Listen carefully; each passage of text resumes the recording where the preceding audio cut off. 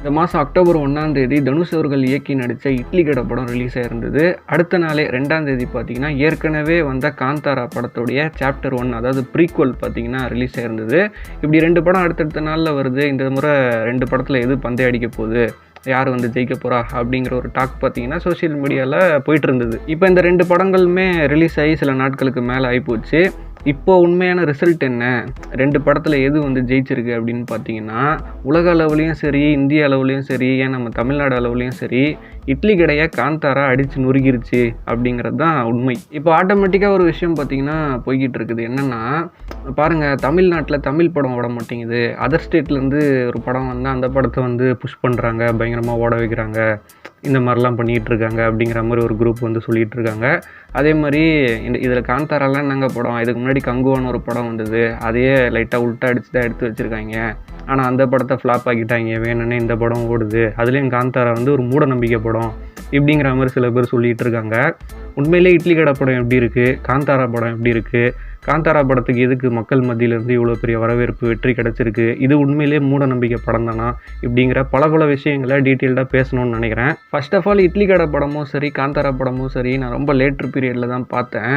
ஏன்னா நடுவில் பார்த்தீங்கன்னா நம்ம சேனலில் பெருசாக வீடியோக்கள் வந்திருக்காது. ஃபீவர்லாம் வந்து ஒழுங்காக பார்த்தீங்கன்னா எதுலேயுமே கான்சென்ட்ரேட் பண்ண முடியல. நிறைய விஷயங்கள் நடந்து போச்சு, எந்த கண்டென்ட்டுமே போட முடியல. இப்போ தான் பார்த்தீங்கன்னா அந்த 2 படத்தையும் பார்த்தேன். ஃபர்ஸ்ட் ஆஃப் ஆல் இட்லி கடை படம் எனக்கு பார்த்தம்போது எப்படி இருந்தது அப்படின்னு பார்த்தீங்கன்னா, ரொம்ப ஓப்பனாக சொல்லணுன்னா ஒரு கிரிஞ்சி மேக்ஸ் ஸ்டோரி மாதிரி தான் எனக்கு வந்து ஃபீல் ஆச்சு. நான் ஓப்பனாக சொல்கிறேன், அவங்க என்ன நினைப்பாங்க, இவங்க என்ன நினைப்பாங்கலாம் எனக்கு முக்கியம் இல்லை. உண்மையிலே இந்த படம் பார்த்து எனக்கு என்ன தோணுதோ அதுதான் என்னால் பார்த்தீங்கன்னா சொல்ல முடியும். ஏன்னா இந்த படம் ரிலீஸ் ஆகிறதுக்கு முன்னாடி எனக்கு இந்த படம் மேலே சுத்தமாக எந்த ஒரு எதிர்பார்ப்புமே கிடையாது. ஆனால் தனுஷ் மாதிரி ஒரு நடிகர் வந்து சிம்பிளாக இட்லி கடைன்னு ஒரு டைட்டில் வச்சு ஒரு படம் பண்ணுறாருன்னும் போது ஒரு சின்னதாக ஒரு இது வந்து இருந்து என்ன தான் பண்ண போகிறாரு அப்படின்ட்டு ட்ரெய்லரை பார்க்கும்போது எனக்கு சுத்தமாக பார்த்தீங்கன்னா எந்த ஒரு எக்ஸ்பெக்டேஷனுமே க்ரியேட் ஆகலை. அவ்வளோதானா அப்படிங்கிற மாதிரி தான் இருந்தது. படத்தை பார்த்ததுக்கு அப்புறமும் ட்ரெய்லரே பரவாயில்ல, படம் அதை விட மோசமாக இருக்குது அப்படிங்கிற மாதிரி தான் தோணுச்சு. ஆக்சுவலாக இந்த படத்துடைய கதையை வந்து ஒரு ஷார்ட் அண்ட் ஸ்வீட்டாக சொல்லணும் அப்படின்னா, தேனியில் இருக்கிற ஒரு கிராமத்தில் தனுஷுடைய அப்பா ராஜ்கிரண் வந்து ஒரு இட்லி கடை வச்சுருக்காரு. அது ரொம்ப பெரிய கடைன்லாம் சொல்ல முடியாது, ரொம்ப ஒரு சின்ன ஒரு கடை தான். சின்ன வயசுலேருந்து அவங்க அப்பா அந்த கடைக்காக உழைக்கிறது, கஷ்டப்படுறது அதெல்லாம் பார்த்தே தனுஷ் வந்து வளர்றாப்புல. ஓரளவுக்கு பெரிய பையனாக தனுஷ் வளர்ந்ததுக்கப்புறம் அவங்க அப்பா கிட்டே சில ஐடியாஸ்லாம் கொடுக்குறாரு. இன்னும் எத்தனை நாளைக்கு தான் நம்ம இதே கடையை வந்து நடத்துறது, நம்ம ஊர் சுற்றி இருக்கிற கிராமத்துலலாம் இதே பேரில் வந்து நம்ம ஒரு 4-5 கடை வைப்போம், ஒரு பிரான்ச் மாதிரி, நம்மளுடைய பிஸ்னஸும் பெருகும், அது மூலயமா நமக்கு இன்னும் கூட இன்கம் கிடைக்கும் அப்படின்னு சில ஐடியாஸ்லாம் கொடுக்குறாரு. தனுஷ் சொல்கிற எதையுமே அவங்க அப்பா ராஜ்கிரண் வந்து ஒத்துக்க மாட்டேங்கிறாரு, கேட்க மாட்டேங்கிறாரு.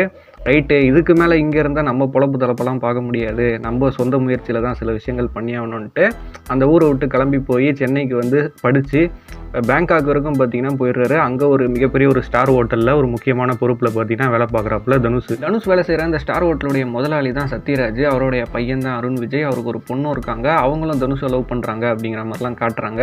சத்யராஜுக்கும் தனுஷுடைய சின்சியரான ஒர்க்கு, அவர் கொடுக்குற சில ஐடியாஸு, அது மூலயமா நிறைய ரெவென்யூ வந்து ஜென்ரேட் ஆகுது, நிறைய ஷேர்ஸ்லாம் உங்களுக்கு கிடைக்குது.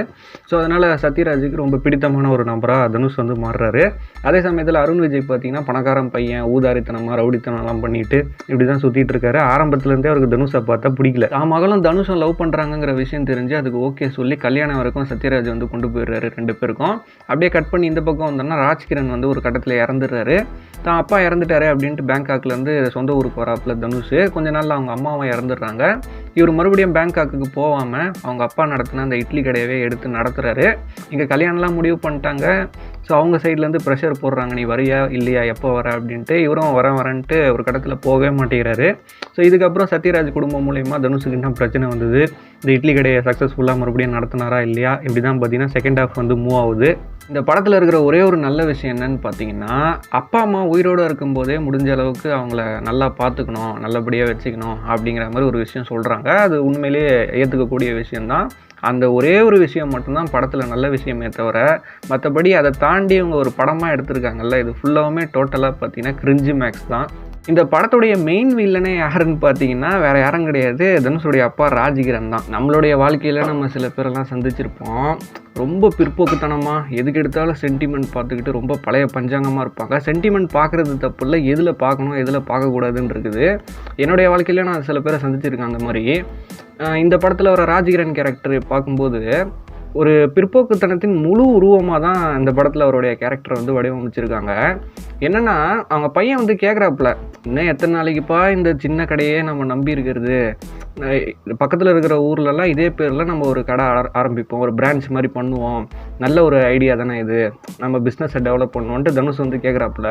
இது நல்ல விஷயம் தானே.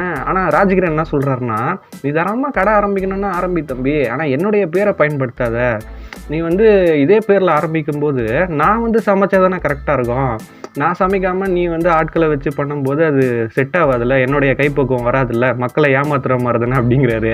பெரிய சரவண பவன் ஹோட்டல் இது. இப்போது உதாரணத்துக்கு சென்னையிலே ஒருத்தவங்க ஒரு ஹோட்டல் ஸ்டார்ட் பண்ணுறாங்கன்னு வச்சுக்கோங்களேன். ஹோட்டல் நல்லா செம்மையாக பிக்கப் ஆகி சூப்பராக ஓடுது. இப்போ பக்கத்தில் இருக்கிற சென்னையிலேயே மற்ற ஏரியாக்களில் ஒரு 4-5 பிரான்ச் ஆரம்பிச்சிடுறாங்க. அதுக்குன்ட்டு எல்லா இடத்துலையும் ஓனரேவா இறங்கி சமைப்பார். ஓனர் வந்து அவங்களுடைய ஃபார்முலா என்ன, எங்களுடைய கைப்பக்குவம் என்னங்கிறத அவங்க ஆட்களுக்கு வந்து சொல்லி கொடுத்துருவாங்க. அதையே ஃபாலோ பண்ணி, அதே ஃபார்முலாவை ஃபாலோ பண்ணி தான் மற்ற பிரான்ச்சஸ்லேயும் அதே மாதிரி சமைப்பாங்க. அதே டேஸ்ட்டு எல்லா பிரான்ச்லேயுமே வரும். சில பேர் என்ன பண்ணுவாங்கன்னா, மெயின் பிரான்ச்சில் சமைச்சு மற்ற பிரான்ச்சுக்கெலாம் டிஸ்ட்ரிபியூட் பண்ணி ஆட்களை வச்சு அப்படி வியாபாரம் பண்ணுவாங்க. சில பேர் என்ன பண்ணுவாங்கன்னா, ஒரு குடோன் மாதிரி ஒரு இடத்த பிடிச்சி அங்கே டோட்டலாக சமைச்சு எல்லா பிரான்ச்சுக்கும் இங்கேருந்து தான் பார்த்திங்கன்னா ஃபுட்டு வந்து டிஸ்ட்ரிபியூட் ஆகி அப்படி வியாபாரம் பண்ணுவாங்க. இந்த மாதிரிலாம் மெத்தட்லாம் இருக்குது. இந்த படத்தில் காட்டுறது ஹோட்டல் கூட கிடையாது, ஒரு தம்மாத்துண்டு இட்லி கடை. அந்த கடையில் வந்து இட்லியை தாண்டி எந்த ஃபுட்டுமே கிடையாது. அடுத்ததாக கைப்பக்குவம் கால் பக்குவம்லாம் ராஜ்கிரண் வந்து சொல்லிகிட்டு இருக்காரு. நீங்கள் நல்லா யோசிச்சு பாருங்கள், சவுத் இண்டியன் ஃபுட்டுலேயே நீங்கள் வந்து ஒரு சாப்பாடு எடுத்துக்கிட்டிங்கன்னா சைடிஷ்லாம் வந்து அடிஷ்னல் தான், நம்மளுடைய விருப்பம், இந்த சைடு செய்யணுமா அந்த சைடு செய்யணுமான்ட்டு. சைடிஷ் இல்லாமல் இப்போ ஒரு சாப்பாடை வந்து ஒரு சாம்பாரோடு சாப்பிட்றலாம், ஒரு குழம்போடு சாப்பிட்றலாம். நீங்கள் ஒரு பிரியாணி எடுத்துக்கிட்டிங்கன்னா ரைத்தா, சிக்கன் 65லாம் அடிஷ்னல் தான். இதெல்லாம் இல்லாமல் வெறுமன பிரியாணி பீஸை மட்டுமே வச்சுட்டு சாப்பிட்றலாம், இல்லை வெறும் குஸ்கா கூட சாப்பிட்றலாம். ஆனால் நீங்கள் ஒரு இட்லி எடுத்துக்கிட்டிங்கன்னா நீங்கள் 100 இட்லி சுட்டாலுமே சட்னி சாம்பார் இல்லாமல் உங்களால் சாப்பிட முடியாது. ஏன்னா இட்லி ஆகட்டும் தோசை ஆகட்டும் டேஸ்ட்லெஸ் ஃபுட்டு தான். இட்லியோட டேஸ்ட்டு இட்லியில் கிடையாது, அது தொட்டுக்கிற சட்னிலேயே சாம்பார்லேயும் தான் இருக்குது. சந்தானம் காமெடியில் கூட இது வரும். 100% உண்மை இது. ஸோ இப்படிலாம் பார்த்தீங்கன்னா இந்த ராஜ்கிரண் கேரக்டர் வந்து பேசிகிட்டு இருக்காரு. இவர் சமைக்கிறத சின்ன வயசுலேருந்து தனுஷ் பார்த்துட்டு தான் இருக்காரு. ஏதாவது சந்தேகம் இருந்தால் இந்த மெத்தடில் தான்ப்பா நான் பண்ணுறேன் அப்படின்ட்டு அவருக்கு சொல்லிக் கொடுக்கலாம். அவர் ஒரு பிரான்ச் வைக்கிற மாதிரி இருந்தால் அங்கே சமைக்க வர ஆட்களுக்கு தனுஷ் சொல்லிக் கொடுக்க போகிறாரு. இதுதான் ப்ராசஸ்ஸு. அதெல்லாம் கிடையாது, நான் இறங்கி பண்ணால் தான் அதெல்லாம் வரும், வேறு யாரெல்லாம் பண்ண முடியாது அப்படிங்கிற ரேஞ்சுக்கு சொல்கிறாரு. இன்றைக்கி தெருவுக்கு 4 இட்லி கடை இருக்குது, வீட்டில் இட்லி சுடுறாங்க. நம்ம இட்லியை வந்து யாருமே பண்ணாத மாதிரியும் இவர் தான் கண்டுபிடிச்ச மாதிரியும் பேசிகிட்டு இருக்காரு. அதான் வர்க்கீஸ். அதே மாதிரி 4-5 கடைலாம் ஆரம்பிக்கிறதுக்கு நான் காசுக்காகலாம் கடை நடத்தல தம்பி, நான் வந்து ஒரு ஆத்மார்த்தமாக இதை பண்ணிகிட்டு இருக்கேன் அப்படிங்கிறாரு. இவர் சொல்ல பார்த்தீங்கன்னா அந்த கேரக்டர் வெறியாவது நமக்கு பார்க்கும்போது. அதான் வர்க்கீஸ். அடுத்தது அந்த இட்லி கடை ஆரம்பிச்சதுலேருந்தே ராஜ்கிரண் பார்த்தீங்கன்னா அந்த கடையில் ஒரு ஆட்டுக்கல் சின்னதாக இருக்கும், அதில் தான் மாவு அரைப்பார். நம்ம அப்பா இவ்வளோ நாளாக இதிலே கஷ்டப்படுறாரு, ஒரு கிரைண்டர் ஒன்று வாங்கி கொடுப்போம், கொஞ்சம் ஈஸியாக இருக்கும்ல அப்படின்ட்டு கிரைண்டர் விற்கிறவரை பார்த்தீங்கன்னா வீட்டுக்கே கூப்பிட்டு வந்துடுறாரு தனுஷ். கிரைண்டரே கொண்டு வந்து இறக்கிடுறாங்க. என்னமோ வாழ்க்கையில் கிரைண்டரே பார்க்காத மாதிரியும் வேற்று கிரகத்துலேருந்து ஒரு விஷயத்தை எடுத்துகிட்டு வந்து வச்சா மாதிரியும் பார்த்தீங்கன்னா ஒரு ரியாக்ஷன் ஒன்று கொடுப்பாரு பாருங்க ராஜ்கிரண். எப்போ அந்த சீன்லாம் பற்றிட்டு வந்துடும் பார்க்கும்போது. என்ன சொல்கிறாருன்னா, நான் ஒன்றும் அப்படியெல்லாம் வாங்கிட மாட்டேன், இது எப்படி ஒர்க் பண்ணுதுன்னு நான் தெரிஞ்சுக்கணும்ல அப்படிங்கிறாரு. அந்த கிரைண்டரை கொண்டு வந்தவரும் பரவாயில்லைங்க நீங்கள் வந்து மாவு ருப்பி கூட பாருங்கள், ஒன்றும் பிரச்சனை இல்லைன்னு சொல்கிறாரு. உடனே பார்த்தீங்கன்னா கிரைண்டரில் வந்து மாவு ருப்புறாங்க. மாவு ருப்பி உடனுக்குடனே இட்லியோ தோசையோ பார்த்தீங்கன்னா செஞ்சு சாப்பிட்டுட்டு, இல்லையே நான் வந்து இந்த ஆட்டுக்கல்ல ருப்பும்போது ஒரு டேஸ்ட் வருமே, அதெல்லாம் இதில் வரலையே, சரியா இல்லையே அப்படின்னு சொல்கிறாரு. இந்த இடத்துல தான் ஆடியன்ஸை நீங்கள் ஒரு விஷயத்தை வந்து புரிஞ்சுக்கணும். நம்ம வீட்லேயே நம்ம அம்மாவோ பாட்டியோ மாவு ருப்பி நமக்கு இட்லியோ தோசையோ சுட்டு கொடுக்குறதெல்லாம் எல்லார் வீட்லேயுமே நடந்திருக்கும். ஆனால் இந்த இடத்துல நீங்கள் கவனிக்க வேண்டிய விஷயம் என்னென்னா, நாளைக்கு காலைல இட்லியோ தோசையோ நமக்கு செஞ்சு கொடுக்குறாங்கன்னா நைட்டே பார்த்தீங்கன்னா மாவு ருப்பி வச்சுருவாங்க, இல்லை நைட்டு செஞ்சு கொடுக்குறாங்கன்னா காலையிலே மாவு ருப்பி வச்சுருவாங்க. ஏன் அதை பண்ணுறாங்க, ஏன் அப்படி பண்ணுறாங்கன்னா, மாவு ருப்பி அட்லீஸ்ட் ஒரு 4-5 மணி நேரமாச்சு அந்த மாவு பார்த்தீங்கன்னா அப்படியே மூடி வச்சுருவாங்க. அப்போ தான் மாவு பார்த்தீங்கன்னா புளிக்கும். நான் முன்னாடி சொன்னேன்ல இட்லியோட டேஸ்ட் இட்லியில் கிடையாது, அது தொட்டுக்கிற சட்னிலேயும் சாம்பார்லேயும் தான் இருக்குன்ட்டு. மாவு உடனே ருப்பி உடனே இட்லியோ தோசையோ செஞ்சாங்கன்னா இந்த சைடிஷ் மூலயமா நமக்கு கிடைக்கிறதுல ஒரு டேஸ்ட்டு அது கூட கிடைக்காது, வாயிலே வைக்க முடியாது. இட்லி ஆகட்டும் தோசை ஆகட்டும், இதில் இருக்கிற ட்ராபேக் இதுதான். நீங்கள் கடையில் மாவு வாங்கிட்டு வந்து வீட்டில் இட்லியோ தோசையோ சுட்டு கொடுக்குறாங்கல்ல, அதுவும் கூட பார்த்தீங்கன்னா கடைக்காரன் வந்து நைட்டு வியாபாரம் பண்ண போகிறான்னா மாவை காலையிலே ருப்பி ஸ்டோர் பண்ணி வச்சுருவான், நைட்டுக்குள்ளே புளிச்சிரும். அதே மாதிரி காலையில் வியாபாரம் பண்ணுறான்னா நைட்டே அரைச்சி ஸ்டோர் பண்ணி வச்சுருவான், வியாபாரம் பண்ணும்போது கரெக்டாக புளிச்சிரும். இந்த பேக்கெட்டில் மாவெல்லாம் போட்டு கடைக்கடையாக டிஸ்ட்ரிபியூட் பண்ணி ஃப்ரிட்ஜிலேருந்து எடுத்து கொடுக்குறாங்கல்ல, அது கூட கிட்டத்தட்ட இதே ப்ராசஸ் தான். ஆனால் இவர் கிரைண்டர் வாங்குறதுக்கு மட்டும் உடனே கிரைண்டரில் மாவு ருப்பி உடனே இட்லியோ தோசையை சுட்டு சாப்பிட்டுட்டு, இல்லையே நான் ஆட்டுக்கல்ல ஆட்டுற டேஸ்ட்டு வரலையே அப்படின்னு சொல்லுவாரான். எப்படியா வரும், மாவு புளிக்கணும்ல. இவர் வியாபாரம் பண்ணும்போது மட்டும் ஆட்டுக்கல்ல ஆட்டி வச்சுட்டு காலைல தானே இட்லி சுட்டு கொடுக்குறீங்க. வாங்கறதுக்கு விருப்பம் இல்லைன்னா விருப்பம் இல்லைன்னு சொல்லி அமுச்சு விட்டுறணும். சும்மா அந்த பூமர் அங்கில் மாதிரிலாம் பண்ணக்கூடாது. இங்க படுத்துற நிமிஷம்னால தாங்க முடியலையே, தலை வலிக்குதுரா. ராஜகிரண் அவர்களை சொல்லிலாம் தப்பு இல்லை, இதெல்லாம் ஒட்டு மொத்தமாக டைரக்ட் பண்ணுறது தனுஷ் அவர்கள் தானே. ஏன்னா தனுஷ் என்ன ஆடியோ லான்ச்சில் மட்டும் இட்லி சாப்பிட்றதுக்கே நான் கஷ்டப்பட்டேன் அப்படின்லாம் சொல்கிறீங்க. குறைஞ்சபட்சம் வீட்டில் விசாரிச்சிங்கன்னா கூட சில விஷயம்லாம் சொல்லி கொடுத்துருப்பாங்க. இல்லையா ரோட்டில் தள்ளுவண்டி டிஃபன் கடை வச்சுருக்கிற ஒரு நபரை கூப்பிட்டு கூட விசாரிச்சிருந்தீங்கன்னா இவ்வளோ டீட்டெயில்ஸ் கொடுத்துருப்பாங்க. கொஞ்சம் கூட பேசிக் சென்ஸே இல்லாமல் இதெல்லாம் இவனுங்க கேட்க போகிறானுங்க, நான் இஷ்டத்துக்கு எடுப்பேன், இவனுங்க பார்த்து தான் அவனுன்ட்டு ஆடியன்ஸ் இப்படிலாம் நினச்சா படம் எடுப்பீங்க. எங்கிந்திரா வந்துக்கிறானுங்க. அடுத்ததா சத்யராஜ் அவருடைய மகளுக்கும் தனுஷுக்கும் லவ் இருக்குது, கல்யாணம் இருக்கும், அதை கொண்டு போயிடுறாரு சத்யராஜ் அப்படின்னு சொன்னல. கல்யாணத்துக்கு வந்து தான் அப்பா ராஜகிரனை தனுஷ் வந்து கூப்பிடுறாரு. அதுக்கு ராஜகிரன் என்ன சொல்கிறாருன்னா, என்னையா ஃப்ளைட்லலாம் போயிட்டு நான் எப்படியா, அதெல்லாம் வர முடியாதியா அப்படின்றாரு. நான் சொல்லலை ராஜகிரன் தான் படத்துடைய மெயின் வில்லன்ட்டு. என்னையா உன்னைய ஃப்ளைட்டில் ஏற்றிட்டு என்னையா செவ்வாய் கிரகத்துக்கு ஐயா கொண்டு போக போகிறாங்க, இல்லை வேறு கேலக்ஸிக்கு எங்கன்னா கொண்டு போயிடுறாங்களா? பையன் வேலை செய்கிற பேங்காக்கு ஜம்முன்னு எடுத்துகிட்டு வந்து இறக்க போகிறாங்க. ஏர்போர்ட்லேருந்து பையன் தானே கூப்பிட்டு போக போகிறாரு. இதில் என்ன இருக்குது, நம்ம ஃப்ளைட்டே பார்க்காத மாதிரியும் ஃப்ளைட்டில் போகிறதே என்னமோ ஒரு கேடுகட்ட விஷயம் மாதிரியும் பார்த்தீங்கன்னா அதை சொல்கிறல பூமர் கேரக்டர். அடுத்ததாக இந்த படம் மூலயமா தனுஷ் வந்து என்ன கருத்தை வந்து சமூகத்துக்கு சொல்ல நினைக்கிறாரு அப்படிங்கிறதே பார்த்தீங்கன்னா ஒரு விசித்திரமாக இருக்குது. நான் முன்னாடியே சொன்ன மாதிரி தான், அப்பா அம்மா வந்து உயிரோடு இருக்கிற காலத்துலேயே அவங்கள நல்லா பார்த்துக்கணும், அவங்கள நல்லா வச்சுக்கணும் அப்படிங்கிறதெல்லாம் எந்த மாற்று கருத்துமே இல்லை. ரொம்ப ஒரு அருமையான ஒரு விஷயம் அது. அதே மாதிரி அவங்க அப்பாவோடைய இறப்புக்கு ஒரு பேங்காக்லேருந்து சொந்த ஊருக்கு வர்றது, அவங்க அப்பாவுடைய கடையை வந்து மறுபடியும் எடுத்து நடத்தணும்னு நினைக்கிற வரைக்கும் ஓகே. ஆனால் அவங்க அப்பாவுடைய அந்த இட்லி கடையை எடுத்து நடத்துறது வந்து ஒரு ப்ரைடு மாதிரி ஃபீல் பண்ணுறது. இவ்வளோ நாள் அவர் பேங்காக்கு போய் பெரிய ஒரு ஸ்டார் ஹோட்டலெல்லாம் வேலை செஞ்சார்ல, அதெல்லாம் ஒரு மிஸ்டேக் மாதிரியும் ஒரு தவறு, அதெல்லாம் நான் சரியாக பண்ணலை, தப்பு பண்ணிட்டேன், இப்போ நான் பண்ணிகிட்டு இருக்கிறது தான் நான் பண்ணியிருக்கணும், இதுதான் நமக்கு கரெக்டு அப்படிங்கிற மாதிரி ஒரு கருத்தியலை வந்து சொல்கிறாங்க. இதுதான் தவறான ஒரு விஷயங்கிறது. அப்பா செய்கிற தொழிலையே வந்து மகன்களும் ஃபாலோ பண்ணி அதையே எடுத்து பண்ணுறதுங்கிறது இங்கே காலங்காலமாக நடந்துக்கிட்டு தான் இருக்குது. நடக்காத ஒரு விஷயம்லாம் கிடையாது. சில பேர் பார்த்திங்கன்னா அது ஒரு விருப்பத்தோடையே பண்ணுவாங்க.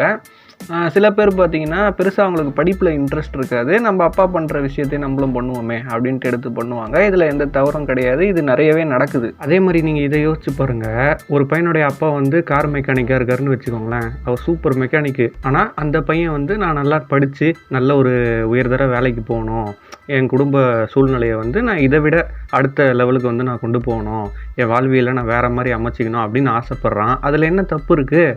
ஆனால் அவங்ககிட்ட போயிட்டு என்னடே பண்ணிகிட்டு இருக்க, உங்கள் அப்பா என்ன மாதிரி மெக்கானிக்கு, ஊரில் எவ்வளோ பெரிய ஆள், இந்த தொழிலில் எவ்வளோ வருமானம் வருது, அது தாண்டே நீ பண்ணணும், இது ஒரு ப்ரைடுடே, என்னடா தப்பு தப்பாக படித்து என்னடா பண்ண போகிறீங்க, அதெல்லாம் பண்ணி இதை பண்ணுடா ஒழுங்கா அப்படின்னு ஒருத்தர் வந்து சொல்கிறான்னா இதில் எவ்வளோ விஷம் இருக்குங்கிறத நீங்கள் புரிஞ்சுக்கணும். நான் அந்த கார் மெக்கானிக் தொழிலை தப்புன்னு சொல்லலை, அருமையான தொழில் அது. ஆனால் அப்பா பண்ண தொழிலை தான் நீயும் பண்ணணும், இது ஒரு பெருமை, இது ஒரு ப்ரைடு அப்படின்னா நான் ஏன் அதை பண்ணணும்? எனக்கு சுய சிந்தனை இருக்கக்கூடாதா? நான் படிக்கக்கூடாதா? என்னுடைய வாழ்வியலை வந்து நான் வேறு மாதிரி அமைச்சிக்கூடாதா? இதில் என்ன தப்பு இருக்குது? இதை தானே தனுஷ் வந்து படத்தில் சொல்கிறாரு. அவர் இட்லி கடை மூலயமா சொல்கிறாரு, நான் உங்களுக்கு எக்ஸாம்பிளுக்காக ஒரு கார் மெக்கானிக் அப்படின்னு மெக்கானிக் தொழிலை வச்சு சொல்கிறேன். ஆனால் அந்த படத்தில் சொல்லப்படுற கருத்துங்கிறது இதுதான். பணக்காரங்களாக வெல் செட்டில்டாக இருக்கிறாங்கல்ல, அவங்களெல்லாம் விட்டுருங்க. இப்போ மிடில் கிளாஸ் மக்களே எடுத்துக்கிட்டிங்கன்னா மிடில் கிளாஸ்லேயே அப்பர் மிடில் கிளாஸ் இருக்குது, லோவர் மிடில் கிளாஸ் இருக்குது, அதை விட கீழே இருக்கிறவங்கலாம் இருக்கிறாங்க.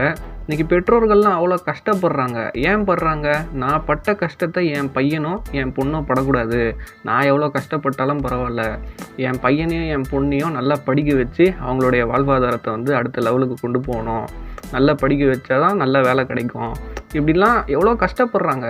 கடனை காசு இல்லைனா கூட கடனை உடனே வாங்கி அதை திருப்பி கட்ட முடியாமல் அவ்வளோ அவமானங்களை சந்தித்து பல தியாகங்களை பண்ணி, சில பேர்லாம் பார்த்திங்கன்னா பெற்றோர்கள்லாம் வாடகை வீட்டில் இருப்பாங்க, வீடு வாங்குற மாதிரியான ஒரு சுச்சுவேஷன் கூட அமையும். இல்லை பையன் படிக்கிறான், பொண்ணு படிக்குது, அவங்களுடைய ஃப்யூச்சருக்காக செலவு பண்ணலான் இருக்கேன். வீடெல்லாம் அவங்க நல்லா படித்து ஒரு நல்ல உயர்தர வேலைக்கு போனாங்கன்னா அவங்க வாங்க போகிறாங்க, எல்லாம் பண்ண போகிறாங்க.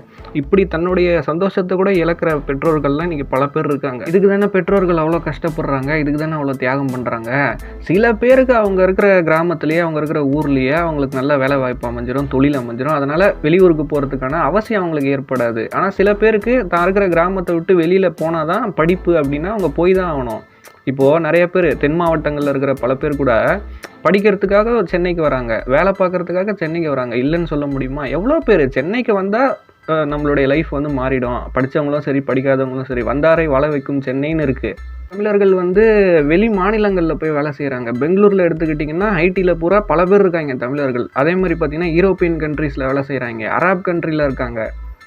சொல்லப்போனால் எவ்வளோ உலகத்தில் இருக்கிற பல கண்ட்ரியில் போய் வேலை செய்கிறாங்க. அவங்கெல்லாம் தன்னுடைய நேட்டிவிட்டியை மறந்துட்டாங்க, அப்பா அம்மா பாசத்தை மறந்துட்டாங்க, கல்ச்சரை மறந்துட்டாங்க அப்படின்லாம் ஆயிராது. ஸோ இதெல்லாம் வந்து அவங்கவுங்களுடைய தனிப்பட்ட விருப்பத்தை பொறுத்துது. படத்தில் இவர் என்ன காட்டுறாரு, அப்பாவுடைய தொழிலை தான் நானும் பண்ணுவேன், அப்பா மாதிரியே ட்ரெஸ் பண்ணிப்பேன், இதெல்லாம் நான் பண்ணதெல்லாம் தவறு, இதுதான் சரிங்கிற மாதிரிலாம் படம் எடுத்து வச்சுருக்காரு. இது எல்லாத்தையும் கூட விட்டுருங்க. இப்போ இட்லி கடை படத்தில் இந்த மாதிரி படம் எடுத்து வச்சுருக்காருல்ல, இதுதான் கரெக்டு, இதெல்லாம் பண்ணணும் அப்படின்ட்டு. ஆனால் தனுஷ் வந்து ரியாலிட்டியில் எப்படி இருக்காரு? இன்றைக்கி தனுஷ் வந்து ஒரு மிகப்பெரிய நடிகர். படத்துக்கு படம் வந்து இவ்வளோ தொகையை வந்து சம்பளமாக வாங்குறாரு. அது அவருடைய உழைப்பு தான். இன்றைக்கி தனுஷுடைய வாழ்வியல் என்ன, தனுஷுடைய ஸ்டேட்டஸ் என்ன இந்த சொசைட்டியில். ஆனால் படத்தில் எப்படி காட்டுறாரு, ரியாலிட்டியில் எப்படி இருக்காரு? படத்தில் காட்டுற மாதிரியா ரியல் லைஃப்பில் அவர் இருக்காரு? படம் வேறு ரியல் லைஃப் வேறுன்னு சொன்னால் கூட எவ்வளோ முரண் இருக்குது. உடனே சில பேர் கமெண்ட்டில் வந்துருவாங்க, ஏடா படத்தை படமாக பாருண்டா, ஏன்டா இதெல்லாம் சொல்லிகிட்டு இருக்க அப்படின்ட்டு. நானாக தான் சொல்கிறேன், இது வெறுமனே ஒரு கமர்ஷியல் படமாக இருந்ததுன்னா நம்ம இந்த கேள்வியெல்லாம் கேட்போமா? மூளையை கழட்டி தனியாக வச்சுட்டு வேறு என்டர்டைன்மெண்ட்டுக்காக தான் படம் பார்க்க போகிறோம். ஆனால் இது ஒரு கமர்ஷியல் படம் கிடையாது, இது ஒரு ஃபீல் குட் படம். இது அந்த மாதிரி படம், இந்த மாதிரி படங்கிற மாதிரி தானே ப்ரொமோட் பண்ணி ஆடியன்ஸ் கிட்ட கொண்டு வரீங்க. ஃபீல் குட் படத்தில் லாஜிக் பார்க்கக்கூடாதா என்ன? ஒரு படத்தில் தவறான கருத்தியலோ தவறான முன்னுதாரணமோ இருக்கும்போது அதை மக்கள்கிட்ட சொல்லி தானே ஆகணும். வெறுமனே படம்னு பார்த்து கடந்து போயிடுதா? அதே மாதிரி படத்தில் பார்த்தீங்கன்னா எந்த ஒரு கேரக்டருமே பெருசாக எடுபடவே இல்லை. எந்த ஒரு கேரக்டரையும் அவங்க ஸ்ட்ராங்காக வடிவமைக்கவே இல்லை. தனுஷுடைய கேரக்டர் உட்பட சொல்கிறேன். எக்ஸாம்பிளுக்கு சத்யராஜுடைய மகளை வந்து பேங்காக்கில் அந்த ஸ்டார் ஹோட்டலில் ஒர்க் பண்ணும்போது லவ் பண்ணுறாங்க, லவ் ஆயிடுச்சு 2 பேருக்கும் அப்படிங்கிற மாதிரிலாம் சொல்கிறாங்க. எப்படி லவ் பண்ணார், அதுக்கான ஒரு டீட்டெயிலிங் இல்லை, அதுக்கான ஒரு பேக் ஸ்டோரி கிடையாது. அதுலேயும் ஒரு லவ்வர்கிட்ட ஒரு பேசலாம் போது அப்படிலாம் சீன் வரும். அதிலலாம் இதை வேண்டா வெறுப்பா பிள்ளையை பற்றி காண்டாமிருகன் பேர் வச்சு தான்லாம் சொல்லிட்டு இருப்பாங்க ஊரில். அந்த மாதிரி தான் அவர் வேண்டா வெறுப்பா பேசுகிற மாதிரி தான் பேசுகிறாரு. லவ் பண்ணுறான்றாங்க, ஒரு கெமிஸ்ட்ரி கிடையாது, எதுவுமே கிடையாது. அதே மாதிரி நித்யா மேனன் கேரக்டர் பார்த்தீங்கன்னா அவங்க அப்பா அம்மா கூடவே இருக்கிற மாதிரி காட்டுறாங்க. இவர் பேங்காக்கில் இருக்கும்போது, இவர் இந்த ஊருக்கு வந்தபோதும் இவர் கூடயே தான் இருக்கிறாங்க. யாருப்பா அந்த பொண்ணு அப்படின்னு கேட்டதுக்கு 7ஆம் கிளாஸோ 9ஆம் கிளாஸோ படிக்கும்போது அதை கடல மிட்டாய் அதை வாங்கி கொடுத்தாராம். அதுலேருந்து 2 பேருக்கும் லவ் ஆகிடுச்சான், சும்மா போகிற போக்கில். அதே மாதிரி ஒரு லவ் பண்ணுற பொண்ணு வந்து பிரேக்கப் பண்ணுறாங்க அப்படின்னா நமக்கு செட் ஆகாதுமா, இந்த மாதிரியான ரீசன்ஸ்லாம் இருக்குது அப்படின்ட்டு வேலிடான ஒரு பாயிண்ட்டை சொல்லிட்டு டீசெண்டாக சொல்லிட்டு பிரேக்கப் பண்ணுறது எப்படி இருக்குது? சத்யராஜோட பொண்ணு கூட இவருக்கு கல்யாணம் முடிவாயிருது, இவர் இங்கே வந்துடுறாரு, இட்லி கடையை எடுத்து மறுபடியும் நடத்துறாரு, நித்யா மேனன் கூட நல்லா அட்டாச்மெண்ட் ஆயிடுறாரு. அந்த பொண்ணை வந்து வெறுக்கிற மாதிரியான எந்த விஷயமே படத்தில் காட்டல. அந்த பொண்ணு மேலேயும் தப்பு இல்லை, சத்யராஜோடைய பொண்ணை சொல்கிறேன். அவங்களும் ஃபோன் பண்ணி கேட்டுக்கிட்டே இருக்காங்க, ஓப்பனாக எதுவுமே சொல்ல மாட்டேங்கிறாரு, கல்யாணம் பண்ணுறேன் பண்ண மாட்டேன்ட்டு இழுத்து அடிச்சுக்கிட்டே இருக்காரு. அப்போ நம்மளுக்கு எப்படி ஃபீல் ஆகும்? இந்த பொண்ணு நல்ல பொண்ணா, அந்த பொண்ணு நல்ல பொண்ணா, என்னடா பண்ணிகிட்டு இருக்காரு தனுஷ் அப்படிங்கிற மாதிரி தானே நமக்கு தோணும். அடுத்து இந்த படத்தில் அருண் விஜய்லாம் எதுக்கு தான் நடித்தாருன்னே தெரில. அவருடைய கேரக்டரும் பெருசாக எடுபடல, ஒரு நெகட்டிவ் ரோல் பண்ணியிருக்காரு. பெரும்பாலும் தனுஷ் படங்களில் நீங்கள் பார்த்தீங்கன்னா வில்லன் கேரக்டர், ஹீரோ அளவுக்குலாம் ஸ்ட்ராங்கான வில்லன் கேரக்டரை நீங்கள் அந்த அளவுக்குலாம் பார்க்க முடியாது. வெற்றிமாறன் கூட சேர்ந்து தனுஷ் படம் பண்ணுறது வேறு, அது ஃபுல் அண்ட் ஃபுல் வெற்றிமாறன் தான் பண்ணுவார். வில்லன் கேரக்டர்லாம் நல்லா ஸ்ட்ராங்காக இருக்கும். ஆனால் தனுஷோடைய நார்மலான பல படங்களில் நீங்கள் நோட் பண்ணி பார்க்கலாம், வில்லனும் தனுஷும் சந்திச்சுக்கிற காட்சியிலேயே அது டைலாக்ஸ் மூலியமாக இருக்கட்டும், இல்லை சண்டை மூலியமாக இருக்கட்டும், வில்லனை பார்த்தீங்கன்னா மொக்க பண்ணிடுவாங்க. இது நிறைய படங்களில் நடந்திருக்கு. இந்த படத்துலையும் அருண் விஜயும் தனுஷும் சண்டை போட்டுக்கிற காட்சியிலே பார்த்தீங்கன்னா அடித்து காலெல்லாம் உடச்சி விட்டுறாரு. அதுக்கப்புறம் இவர் அகிம்சை வழியை தேர்ந்தெடுக்கிறாரு, அதனால் சண்டைலாம் போட மாட்டாருன்ட்டு. அப்போ பார்த்தீங்கன்னா இவரை போட்டு அருண் விஜய் அடிக்கிறாரு, அதுக்கப்புறம் சுட்டுறாங்க. இந்த மாதிரியான விஷயங்கள்லாம் நடக்குது. இதை தாண்டி அருண் விஜய் வந்து அவருடைய கேரக்டரை தனித்துவமாக காட்டிக்கிறதுக்கு, அவர் பெருசாக ஸ்கோர் பண்ணுறதுக்கான ஸ்பாட்லாம் பார்த்தீங்கன்னா இதில் பெருசாக இல்லை, சும்மா நடிக்கணுமே நடித்த மாதிரி தான் இருந்தது. அடுத்து சத்யராஜ் வந்து ஒரு மிகப்பெரிய ஸ்டார் ஹோட்டலுடைய ஓனராக, தனுஷுடைய முதலாளியாக, அருண் விஜய்க்கு அப்பாவாக நடிச்சிருக்காரு. சில வசனங்கள்லாம் பார்த்தீங்கன்னா 2-3 டைலாக்ஸ்லாம் இங்கிலீஷில் பேசுகிற மாதிரி இருக்குது, அதெல்லாம் கொஞ்சம் திணறாரு இங்கிலீஷ்லாம் பேசுகிறதுக்கு. அதாவது அவருக்கு வந்து இந்த கேரக்டர் சூட் ஆகலை. இப்போ விமல் வந்து ஒரு படத்தில் நடிச்சிருப்பாரு, மாடர்ன் பையனா இங்கிலீஷ்லாம் பேசிக்கிட்டு, அந்த படம் பேர் இஷ்டம்னு நினைக்கிறேன். இஷ்டம் படத்தில் விமலை பார்த்த மாதிரி தான் சத்யராஜுடைய கேரக்டர் வந்து இதில் இருந்தது. அவருக்கு பெருசாக அந்த கேரக்டர் சூட் ஆகல. அதே மாதிரி பார்த்தீங்கன்னா ஆரம்பத்துலேருந்து தான் பையன் வந்து கெட்டவன் தான், கெட்டது தான் பண்ணுறான் அப்படிங்கிறது அவருக்கு நல்லாவே தெரியுது. ஆனால் பெருசாக எங்கேயுமே கண்டுக்க மாட்டேங்கிறாரு, அதை வந்து கேட்க மாட்டேங்கிறாரு, அவன் போக்கிலே விட்டுறாரு. தனுஷுக்கு வந்து அருண் விஜய் எந்தளவுக்கு குடைச்சல் கொடுக்குறாரு எல்லாமே இவரும் பார்த்துட்டு தான் இருக்காரு, பக்கத்துலேருந்து எதுவுமே கேட்டுக்க மாட்டேங்கிறாரு. கடைசியில் அவங்க பொண்ணை பற்றி அருண் விஜய் வந்து தப்பாக ஒரு வார்த்தை சொல்லும்போது பலார்னு ஒரு அற விடுறாரு. இது நீ ஃபஸ்ட்டே பண்ணியிருந்தா அங்கேயே படம் முடிஞ்சிருக்குமே அப்படிங்கிற மாதிரி தான் தோணுது. அடுத்து படத்தில் பார்த்திபனுடைய கேரக்டர் ரொம்பவே அருமையாக இருந்தது. தனுஷ் வந்து அந்த கேரக்டரை ஸ்ட்ராங்காக எழுதினாரு அப்படிங்கிறத விட பார்த்திபன் அந்த கேரக்டரை இம்ப்ரவைஸ் பண்ணி நடித்தார் அப்படிங்கிற மாதிரி தான் நம்ம புரிஞ்சுக்கணும். ஏன்னா படம் ஃபுல்லாக ட்ராவல் ஆகிற கேரக்டர் கிடையாது, அங்கங்கே ஒரு 4-5 சீன் தான் வராரு. அப்படி வர 4-5 சீன்லேயே ஆடியன்ஸ் பார்த்தீங்கன்னா அவர் கேரக்டர் வந்து நல்லா என்ஜாய் பண்ணி பார்க்குறாங்க. அவருடைய டைலாக் டெலிவரி, மாடுலேஷன் எல்லாமே அவ்வளோ சூப்பராக நடிச்சிருந்தாரு. அடுத்து செகண்ட் ஹாஃபில் சில சீன்ஸ்லாம் நல்லா இருந்தது. இதெல்லாம் தாண்டி இந்த இட்லி கடை படத்தை பற்றி பெருசாக சொல்கிறதுக்கு இல்லை. அடுத்ததாக நடிகர் தனுஷா டேரக்டர் தனுஷான்னு கேட்டிங்கன்னா நான் யோசிக்காமல் நடிகர் தனுஷை தான் சூஸ் பண்ணுவேன். ஏன்னா திறமையான நடிகர், தரமான நடிகர், அந்தளவுக்கு வந்து அவர் ப்ரூவ் பண்ணியிருக்காரு தன்னைய. அதே டேரக்டர் தனுஷ்னு எடுத்துக்கிட்டிங்கன்னா பிசிறு தட்டை தான் செய்யுது. ராயன் படமே ஃபஸ்ட் ஹாஃபில் அந்த ஓப்பனிங் எல்லாமே நல்லா தான் இருக்கும், செகண்ட் ஹாஃப்லாம் பார்த்திங்கன்னா உட்கார முடியாது, அவ்வளோ சூற மொக்க படம் அது. இப்போ இப்படி ஒரு படத்தை எடுத்திருக்காரு. அதாவது ஆக்டிங்கில் ஃபோக்கஸ் பண்ணுங்கண்ணே, இன்னும் நிறைய தரமான படங்கள் கொடுங்க, இன்னும் நிறைய படங்களை உங்ககிட்ட இருந்து வெயிட் பண்ணிகிட்ருக்கோம் ஒரு ஆக்டராக. டைரக்ஷன் வரும்போது தயவு செஞ்சு இப்படி ஒரு படம்லாம் அடுத்த முறை கொடுத்து ஆடியன்ஸை போட்டு வதைக்காதீங்கன்னு தான் சொல்ல தோணுது. ஐயோ சாமி, அந்த துப்பாக்கியால எங்களை ஒரே சுடா சுட்டு கொண்டு வட்ட வட்ட பாறையிலே வரகரிசி தீட்டையிலே